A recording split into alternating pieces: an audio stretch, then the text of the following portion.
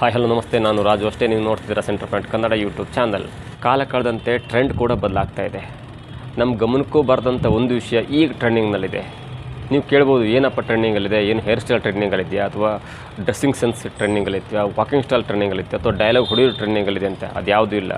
Social ಮೀಡ್ಯಾದಲ್ಲಿ ಈಗ ಯಾರಿಗೂ ತಿಳಿದಂಥ ಒಂದು ವಿಷಯ ಟ್ರೆಂಡಿಂಗಲ್ಲಿದೆ. ಅದೇನಪ್ಪ ಅಂದರೆ, ಯಾರಾದರೂ ಒಂದು ಪೋಸ್ಟ್ ಹಾಕಿದರೆ, ಯಾರ ಪರನೋ ಅಥವಾ ವಿರೋಧನೋ ಒಂದು ಪೋಸ್ಟ್ ಹಾಕಿದರೆ, ಆ ಪೋಸ್ಟಿನ ಕೆಳಗಡೆ ಬರುವಂಥ ಕಾಮೆಂಟನ್ನು ನೋಡ್ತಾರಲ್ಲ, ಅದನ್ನು ಓದೋದೇ ಈಗಿನ ಜನ್ರೇಷನ್ ದೊಡ್ಡ ಟ್ರೆಂಡ್ ಆಗಿದೆ. ನೀವು ಗಮನಿಸಿರ್ಬೋದು. ಏನಪ್ಪ ಮಾಡ್ತೀವಿ ಅಂತ ಕೇಳಿದ್ರೆ, ಅವನು ಮೊಬೈಲಲ್ಲಿ ಸುಮ್ಮನೆ ಕೂತಿರ್ತಾನೆ, ಅವ್ನು ಏನೂ ಮಾಡ್ತಾರಲ್ಲ, ಅಲ್ಲಿ ವಿಡಿಯೋ ಪ್ಲೇ ಆಗ್ತಾಯಿರಲ್ಲ, ಅವ್ನು ಸಾಂಗ್ಸ್ ಬರ್ತಾರಲ್ಲ, ಏನೂ ಪ್ಲೇ ಆಗ್ತಾಯಿರಲ್ಲ, ಅಲ್ಲಿ ಕೆಲವೊಂದು ಟೆಕ್ಸ್ಟ್ ಮಾತ್ರ ಕಾಣುತ್ತೆ. ಅಂದರೆ ಅವನು ಮೇಲಿನ ಪೋಸ್ಟ್ಗೆ ಕೆಳಗಡೆ ಏನೆಲ್ಲ ಕಾಮೆಂಟ್ ಬಂದಿರುತ್ತಲ್ಲ, ಅದನ್ನು ನೋಡಿ ಎಂಜಾಯ್ ಮಾಡ್ತಾ ಇರ್ತಾನೆ. ಉದಾಹರಣೆಗೆ, ಯಾವುದೊಂದು ಪೋಸ್ಟ್ ಇರುತ್ತೆ, ಯಾರೊಬ್ಬ ಪೋಸ್ಟ್ ಮಾಡ್ತಾನೆ, ಅದು ಒಬ್ಬನ ವಿರೋಧವಾಗಿರುತ್ತೆ, ಅಥವಾ ಒಬ್ಬ ಸ್ಟಾರ್ ನಟನ ಪರವಾಗಿರುತ್ತೆ, ಅಥವಾ ಒಬ್ಬ ಸ್ಟಾರ್ ನಟನ ವಿರೋಧವಾಗಿರುತ್ತೆ. ಅವನಿಗೆ ಗೊತ್ತಿರುತ್ತೆ ಈ ಪೋಸ್ಟ್ನ ಕೆಳಗಡೆ ಸಾವಿರಾರು ಕಾಮೆಂಟ್ಗಳು, ಪರ ವಿರೋಧದ ಕಾಮೆಂಟ್ಗಳು ಇರುತ್ತವೆ. ಅದು ನಮಗೆ ಖುಷಿ ಕೊಡುತ್ತೆ. ಅಲ್ಲೇ ಏನೋ ಜಗಳ ನಡೀತಾ ಇರುತ್ತೆ ಕಾಮೆಂಟಲ್ಲಿ. ಆ ಕಾಮೆಂಟಲ್ಲಿ ಏನೋ ಆಡಬಾರದು, ಅಥವಾ ಟೆಕ್ಸ್ಟ್ ಮಾಡಬಾರ್ದು, ಅಥವಾ ಟೈಪ್ ಮಾಡಬಾರ್ದಂಥ ಪದಗಳು ಟೈಪ್ ಮಾಡಿರ್ತಾರೆ, ಅಥವಾ ಏನೋ ಬರೆದಿರ್ತಾರೆ ಅಂತ ಅವನಿಗೆ ಗೊತ್ತಿರುತ್ತೆ. ಅದನ್ನು ನೋಡಿ ನಗ್ತಾ ಇರ್ತಾನೆ ಅವನು. ಯಾಕಂದರೆ ಈಗಿನ ಜನ್ರೇಷನ್ ಕಾಲದಲ್ಲಿ ತುಂಬ ದೊಡ್ಡ ದೊಡ್ಡ ಡ್ಯೂರೇಷನ್ ವೀಡಿಯೋ ನೋಡೋದಾಗಲಿ, ಶಾರ್ಟ್ ಫಿಲ್ಮ್ ನೋಡೋದಾಗಲಿ, ಅಥವಾ ಮೋರ್ ದೆನ್ 5 ಮಿನಿಟ್ಸ್ ವೀಡಿಯೋ ನೋಡೋದು ತುಂಬ ಬೋರಿಂಗ್ ಅನಿಸ್ಬಿಡುತ್ತೆ. ಯಾಕಂದರೆ ತಮ್ಮ ವರ್ಕಲ್ಲಿ, ತಮ್ಮ ವರ್ಕ್ ಶೆಡ್ಯೂಲಲ್ಲಿ, ತಮ್ಮ ಬ್ಯುಸಿ ಶೆಡ್ಯೂಲಲ್ಲಿ ಕೂಡ ಚಿಕ್ಕ ವಿಷಯದಲ್ಲಿ ಈಗಿನ ಜನ್ರೇಷನ್ನವರು ತುಂಬ ಖುಷಿಯನ್ನು ಕಾಣ್ತಾರೆ. ಅದೇ ಖುಷಿಯನ್ನು ಕಾಣಲಿಕ್ಕೆ ಹೊರಟದ್ದು ಇದೇ ಟ್ರೆಂಡಿಂಗು. ನಾವು ತುಂಬ ಜನ ಮಾತಾಡಿಸುವಾಗ, ಅಥವಾ ತುಂಬ ಜನ ಕೇಳುವಾಗ, ಏನಪ್ಪ ಮಾಡ್ತೀವಿ ಅಂದರೆ, ನಿಲ್ಲ ಸುಮ್ಮನಿರೋ, ಈ ಒಂಚೂರು ಕಾಮೆಂಟನ್ನು ಓದ್ಕೊ ಬಂದುಬಿಡ್ತಾನೆ ಅಂತ. ಆ ಕಾಮೆಂಟಲ್ಲಿ ಬರುವ ಚರ್ಚೆ ಇರುತ್ತಲ್ಲ, ಚರ್ಚೆ ಅಂದರೆ ಅದು ಕಾಲು ಎಳೆಯೋದು, ಅಥವಾ ಒಬ್ಬರ ಪರನೋ ಒಬ್ಬರ ವಿರೋಧನೋ ಕಾಮೆಂಟ್ಗಳನ್ನು ನೋಡಿ ಇವರು ಖುಷಿ ಪಡೋದು.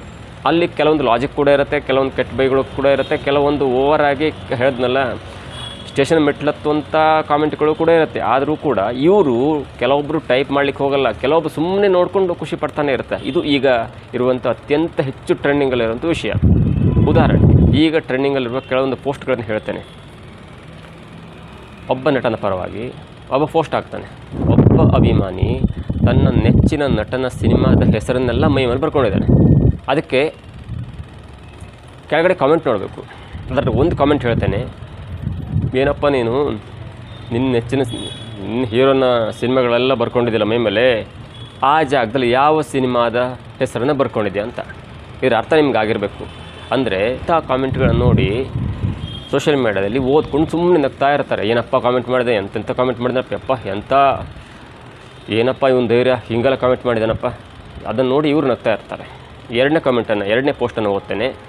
ಈಗ ಸೋಷಿಯಲ್ ಮೀಡ್ಯಾದಲ್ಲಿ ಎರಡನೇ ಪೋಸ್ಟ್ ಹರಿದಾಡ್ತಿದೆ. ಅದು ಎರಡನೇ ಪೋಸ್ಟ್ ಯಾವುದಪ್ಪ ಅಂದರೆ, ರೇಣುಕಾಸ್ವಾಮಿ ನೀನು ಪವಿತ್ರ ಗೌಡ್ನವರಿಗೆ ಕಳಿಸುವಂಥ ಫೋಟೋವನ್ನು ಏನಾದರೂ ಸೂರಜ್ ಕಳಿಸಿದ್ರೆ ಇಡೀ ಕರ್ನಾಟಕ ನೆಮ್ಮದಿಯಿಂದ ಇರ್ತಾ ಇತ್ತು ಎನ್ನುವ ಫೋಟೋ. ಈ ಫೋಟೋ ಕೆಳಗಡೆ ಕೂಡ, ಅಂದರೆ ಈ ಪೋಸ್ಟ್ ಕೆಳಗಡೆ ಕೂಡ ಅನೇಕ, ಅಂದರೆ ಸಾವಿರಾರು ಕಾಮೆಂಟ್ಗಳಿವೆ. ನಿಮ್ಗೆ ಅದನ್ನು ಕಾಮೆಂಟನ್ನು ಓದಿ ಹೇಳಲಿಕ್ಕಾಗಲ್ಲ.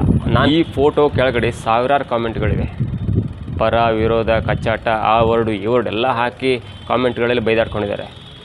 ನಾನು ಹೇಳಲಿಕ್ಕೆ ಹೊರಟಿರೋದು ಅಂದರೆ, ಈ ಕಾಮೆಂಟ್ಗಳನ್ನು ಓದಿ ತುಂಬ ಜನ ನಗ್ತಾ ತಮ್ಮ ಟೆನ್ಷನನ್ನು ಕ್ಲಿಯರ್ ಮಾಡ್ಕೊಳ್ತಾರೆ. ಇದು ಈಗಿನ ಟ್ರೆಂಡಿಂಗ್ ವಿಷಯ. ತುಂಬ ಜನಕ್ಕೆ ಅನಿಸಿರುತ್ತೆ, ಏನೋ ಒಂದು ಸಿನಿಮಾ ಟ್ರೇಲರ್ ಟ್ರೆಂಡಿಂಗಲ್ಲಿ ಬಂತು, ಒಂದು ಹೇರ್ ಸ್ಟೈಲ್ ಟ್ರೆಂಡಿಂಗಲ್ಲಿ ಬಂತು, ಅಥವಾ ಏನೋ ಒಂದು ಟ್ರೆಂಡಿಂಗಲ್ಲಿ ಬಂತು.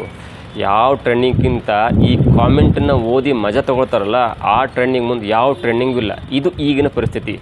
ಈ ಟ್ರೆಂಡಿಂಗ್ ಯಾವಾಗ ನಿಲ್ಲುತ್ತೋ ಅಂತ ಯಾರಿಗೂ ಗೊತ್ತಿಲ್ಲ.